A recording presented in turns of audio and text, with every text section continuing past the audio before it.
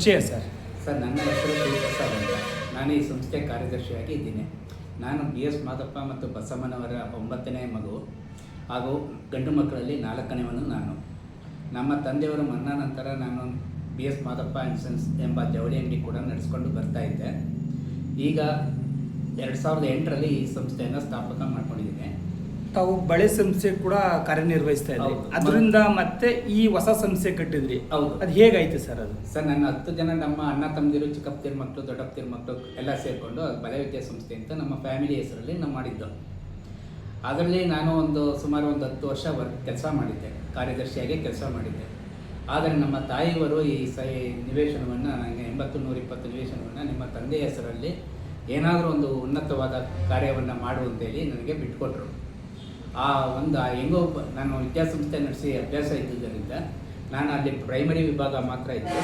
ಈಗ ನಾನು ಹೈಸ್ಕೂಲ್ ವಿಭಾಗವಾಗಿ ಈ ಸಂಸ್ಥೆಯನ್ನು ಓಪನ್ ಮಾಡಿಕೊಂಡು ಈಗ ಅಲ್ಲಿ ಆ ಸಂಸ್ಥೆ ಬಿಟ್ಟು ಈ ಸಂಸ್ಥೆ ಮಾಡಿದ್ರಿ, ಮತ್ತೆ ಶಿಕ್ಷಣಕ್ಕೆ ಯಾಕೆ ಹೋಗಬೇಕು ಅಂತ ಆಸೆ ಪಟ್ರಿ ಸರ್? ಅದೇನೋ ನನಗೆ ತುಂಬ ಇಷ್ಟವಾದ ಸಂಸ್ಥೆ ಅಂದರೆ ಶಿಕ್ಷಣದ ಬಗ್ಗೆನೇ ಬಂದಿತ್ತು. ಇದ್ರ ಮೇಲೆ ನಾನು ಶಿಕ್ಷಣವನ್ನೇ ಆಯ್ಕೆ ಮಾಡ್ಕೊಂಡಿದ್ದೀನಿ. ಈಗ 2008ರಲ್ಲಿ ಇಲ್ಲಿ ಓಪನ್ ಮಾಡಿದ್ದೀರಾ, ಹೊಸ್ದಾಗೆ ಶಾಲೆ ಕಟ್ಟಿದ್ರಿ. ಆಗ ತಮಗೂ ಸ್ವಲ್ಪ ಕಷ್ಟ ಅನಿಸ್ತಿತ್ತು ಈ ಶಾಲೆ ಕಟ್ಟಬೇಕಾದ್ರೆ. ಅಲ್ಲಿಂದ ಬಿಟ್ಟು ಬಂದಿದ್ದೀರಾ ಇಲ್ಲಿಗೆ, ಅದು ಯಾವ ರೀತಿ ಇದಾಗ್ತದೆ ಸರ್ ತಮಗೆ? ಸರ್, ನಾನು ಅಂಗಡಿಲೂ ಸಂಪಾದನೆ ಮಾಡಿದ್ರು ಕೂಡ ಇದಕ್ಕೆ ನಾನು ಬಂಡವಾಳ ಹಾಕ್ಕೊಂಡು ನಾನು ಇದೊಂದನ್ನು ಬೆಳೆಸಬೇಕು, ನಮ್ಮ ತಂದೆಯವ್ರ ಹೆಸರಲ್ಲಿ ಆ ಸಂಸ್ಥೆನ ಉದ್ಧಾರ ಮಾಡಬೇಕು ಅನ್ನೋಕ್ಕೋಸ್ಕರಾಗಿ, ನಾನು ಒಂದು ಹೆಸರು ಗಳಿಸ್ಬೇಕು ಅನ್ನೋಕ್ಕೋಸ್ಕರಾಗಿ, ನಮ್ಮ ತಂದೆಯವ್ರಿಗೆ ಹೆಸರು ಉಳಿಸೋಕ್ಕೋಸ್ಕರಾಗಿ ನಾನು ಈ ಸಂಸ್ಥೆ ನಾವು ಮಾಡಿಕೊಂಡು ಆದಷ್ಟು ನನ್ನ ಕೈಲಾದಷ್ಟು ಬಿಲ್ಡಿಂಗ್ ಕಟ್ಟಡವಾಗಲಿ ಮಾಡಿಕೊಂಡು ಲೋನ್ ಕೂಡ ಬ್ಯಾಂಕ್ನಲ್ಲಿ ಲೋನ್ ತೊಗೊಂಡು ನಾನು ಈ ಸಂಸ್ಥೆನ ಬೆಳೆಸೋಕ್ಕೆ ಪ್ರಯತ್ನ ಮಾಡಿದೆ.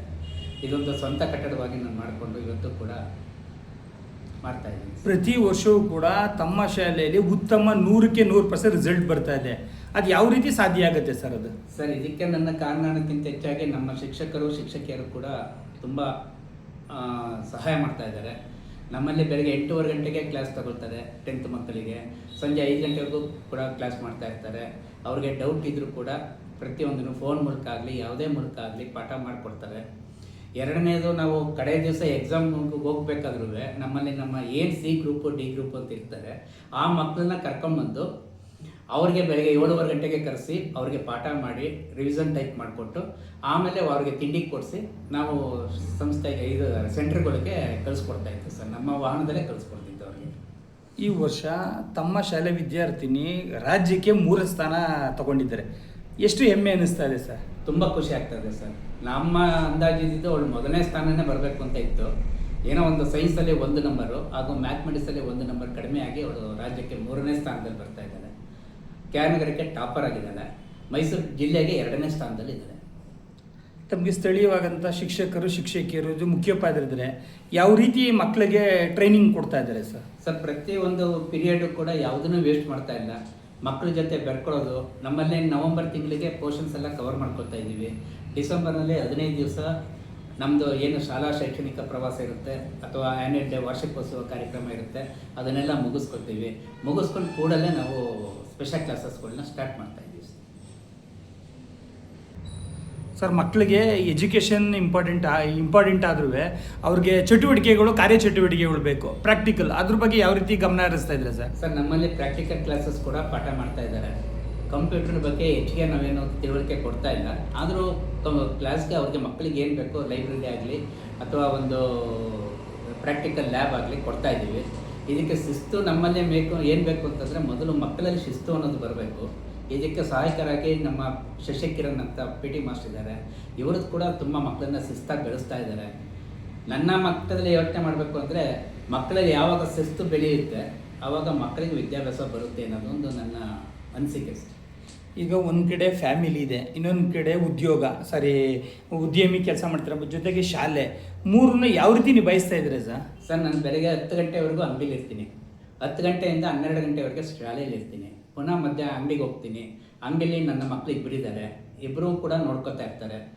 ಇವರಲ್ಲದೆ ನನಗೆ 3 ಗಂಟೆಗೆ ಪುನಃ ಊಟ ಮಾಡಿಕೊಂಡು 3 ಗಂಟೆಗೆ ಇಲ್ಲಿಗೆ ಬಂದರೆ ಸಂಜೆ 5 ಗಂಟೆವರೆಗೂ ನಾನು ಇದ್ದು 5 ಗಂಟೆ ಮೇಲೆ ನನ್ನ ನಂತರ ಮನೆಗೆ ಹೋಗ್ತೀನಿ ಸರ್. ಮಕ್ಕಳೆಲ್ಲ ಮನೆಗೆ ಹೋಗ್ತೀನಿ. ಎಲ್ಲ ಒಂದು ಕಡೆ ಫ್ಯಾಮಿಲಿಗೂ ಮಕ್ಕಳಿಗೂ ಒಂದು ಆಸೆ ಇರುತ್ತೆ, ನಮ್ಮ ತಂದೆ ನಮ್ಮ ಜೊತೆನೇ ಇರಬೇಕು ಅನ್ನೋದು. ಆ ಥರ ಏನಾರ ಮಕ್ಕಳು ಯಾವ ರೀತಿ ಸಹಕರಿಸ್ತಾ ಇದ್ದಾರೆ ಸರ್? ಇಲ್ಲ ಸರ್, ಪ್ರತಿಯೊಬ್ಬರು ನಮ್ಮಲ್ಲಿ 2 ಮಕ್ಕಳಿದ್ದಾರೆ ಸರ್. ಒಬ್ಬ ಮೊದಲನೇವನು ನಿರಂಜನ್ ಅಂತ, ಅವನು ಇಂಜಿನಿಯರ್ ಮಾಡ್ಕೊಂಡಿದ್ದಾನೆ. ಎರಡನೇವನು ನಿತಿನ್ ಅಂತ ಮಾಡ್ಕೊಂಡಿದ್ದಾನೆ, ಅವನು BCA ಮಾಡ್ಕೊಂಡಿದ್ದಾನೆ. ಅವರು ಕೂಡ ನಮ್ಮ ಅಂಗಡಿನ ನಾನು ನೋಡ್ಕೊತೀನಿ, ನೀವು ಹೋಗಿ ಸ್ಕೂಲ್ ಹತ್ರ ನೋಡಿ ಅನ್ನೋ ಒಂದು ಒತ್ತಾಯದ ಮೇಲೆ ನಾನು ಬರ್ತಾ ಇದ್ದೀನಿ ಸರ್. ಅವರಲ್ಲೂ ಕೂಡ ನನ್ನಲ್ಲಿ ಶಾಲೆಗೆ ಹೋಗಲಿ, ಉತ್ತಮವಾಗಿ ನಡೆಸಲಿ ಅನ್ನೋದಕ್ಕೋಸ್ಕರ ಅವರು ಪ್ರಯತ್ನ ಮಾಡ್ತಾ ಇದ್ದಾರೆ ಸರ್. ಒಂದು ಖಾಸಗಿ ಸಂಸ್ಥೆ ಇಷ್ಟು ವರ್ಷ ಯಾವುದೇ ಕಪ್ಪು ಚುಕ್ಕೆ ಇಲ್ಲದೆ ಬೆಳಿಬೇಕಾದ್ರೆ ಎಲ್ಲರ ಸಪೋರ್ಟ್ ಇರುತ್ತೆ, ಅದ್ರ ಬಗ್ಗೆ ಏನು ಹೇಳಕ್ಕೆ ಇಷ್ಟಿರ್ತದೆ ಸರ್? ಇದಕ್ಕೆ ಹೇಳೋದಲ್ಲ ಸರ್, ನನ್ನ ಮಗಳು ನಮ್ಮ ಶಿಕ್ಷಕಿಯರೇ ತುಂಬ ಕಾರಣ ಸರ್ ಇದಕ್ಕೆ ನಮ್ಮ ಮಂಗಳೂರು ಕಡೆಯಿಂದ ವಿನುತಾ ಮೇಡಮ್ ಅಂತ ಬಂದಿದ್ದಾರೆ. ಅವರು ಕೂಡ ಈ ಸಂಸ್ಥೆಗೆ ಭಾಳ ಸ್ಟಾರ್ಟಿಂಗಿಂದನೂ ಬಂದು 2008ರಿಂದನೂ ಅವ್ರು ನಮ್ಮಲ್ಲಿದ್ದಾರೆ. ಅವರು ಕೂಡ ತುಂಬ ಸಹಾಯ ಮಾಡ್ತಾ ಇದ್ದಾರೆ ಸರ್. ಅದಕ್ಕೆ ಹೆಡ್ ಮಾಸ್ಟರ್ ಆಗಿ ಗಣೇಶ್ ಇದ್ದಾರೆ.